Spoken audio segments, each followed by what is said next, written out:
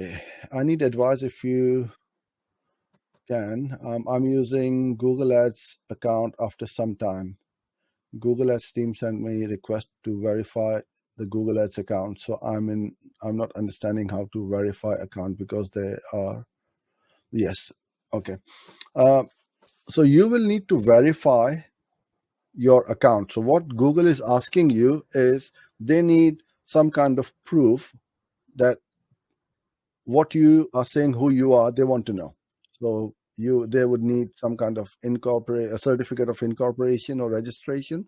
That's your company registration number. If in your country, I mean, this also varies from country to country. Certificate of good standing, I've not heard before. Trade license, you might have done certificate. Yeah. So this is just general stuff. And if you don't have any of these, let's say you are a sole trader or a partnership, then you might not have the certificate of incorporation or registration because you don't have a registration number. Your company is not registered.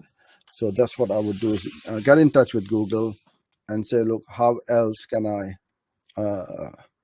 verify my account? Please do that. Don't ignore it, because if you don't, then your ads will stop running.